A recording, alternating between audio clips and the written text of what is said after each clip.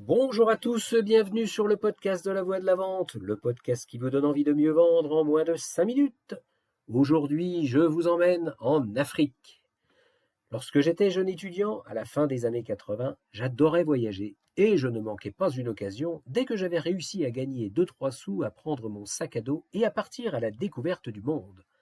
Alors, lorsque je suis arrivé dans mon école d'ingénieur agronome et qu'on m'a dit qu'il y avait une association qui parrainait un village de brousse au Sénégal et essayait de lui venir en aide dans le domaine agronomique, je me suis tout de suite inscrit.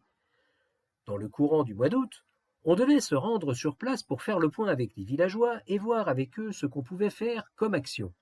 J'ai adoré ce voyage, mais ce que je ne savais pas, c'est que j'allais en faire deux pour le prix d'un. L'accueil dans ce petit village fut extraordinaire. Nous avons été logés dans une case et nous avons pu vivre avec et comme les villageois pendant un mois. Une expérience inoubliable, faite de partage, de découvertes et de bonnes tranches de rigolade.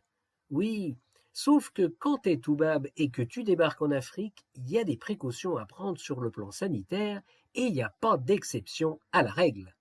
Tu ne manges que ce qui est cuit et bien cuit, voire même recuit, et surtout, tu ne bois jamais l'eau du puits sans l'avoir au préalable traitée avec tes petites pastilles d'eau de Javel. Et quand je dis jamais, c'est jamais. Sinon, ton corps va soudain se rappeler à ton bon souvenir et ça peut te flinguer ton voyage, voire pire. Bien entendu, vous l'avez compris, qu'est-ce que j'ai fait tout plongé que j'étais dans mon émerveillement de la rencontre de gens merveilleux? J'ai oublié la règle de base à ne pas oublier, et une semaine avant le retour en France, j'ai commencé à sentir que mon ventre était plus loquace que d'habitude. Bref, je ne vais pas rentrer dans les détails, bilan des courses une fois arrivé dans l'Hexagone, fièvre, perte de plus de 10 kilos, fatigue extrême, hospitalisation 2 jours après le retour, pronostic vital engagé.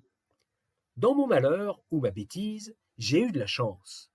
Le toubib qui s'occupait de moi était spécialiste en maladies tropicales, et lorsqu'au bout de 3 jours il a annoncé à mes parents qu'il réussirait à me sauver, c'est parce qu'il était sûr d'avoir le bon traitement pour me sauver la vie. Et oui, j'ai failli y rester, j'ai vraiment frôlé la mort. Et lorsque je me suis réveillé à la vie, j'ai commencé à prendre conscience de sa valeur, et j'ai commencé mon second voyage. À cette époque-là, on ne parlait pas de développement personnel ni d'introspection, ou tout au moins, si on en parlait, je n'étais pas du tout au courant. Moi, je vivais à 100 à l'heure et je ne parlais jamais de moi. Je n'exprimais pas mes émotions, d'ailleurs dans ma famille, ça ne se faisait pas. Et là, cloué à mon lit d'hôpital, pendant plus de 3 semaines, j'ai passé plein de temps avec moi-même. J'ai pris conscience de ce qui m'était arrivé et je me suis mis à sortir de ma coquille. J'ai écrit des lettres super personnelles aux gens qui comptaient pour moi et je leur ai dit que je les aimais, que j'aimais la vie, etc., etc.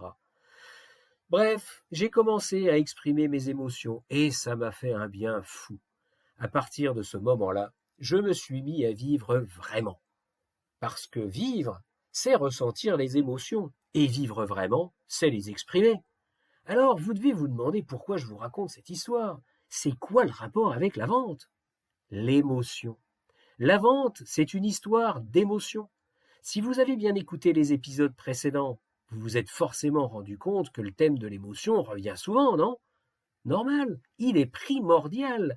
Bien entendu, je ne vous souhaite pas de tomber malade, mais si vous voulez performer dans la vente, il faut apprendre à écouter les émotions, les comprendre et les générer.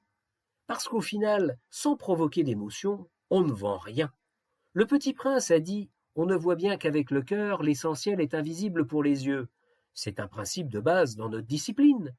Si tu n'aimes pas les gens, si tu ne cherches pas à les comprendre, si tu ne les écoutes pas franchement, et si tu ne veux pas sincèrement les aider, tu n'es pas un bon vendeur. Alors maintenant, à votre tour de vous inspecter. Posez-vous la question suivante et répondez-y avec franchise, comme d'habitude. Comment vous y prenez-vous pour qu'un client ou un prospect s'intéresse à vous? Sur quelle émotion jouez-vous? Est-ce que c'est toujours la même? Voilà, voilà.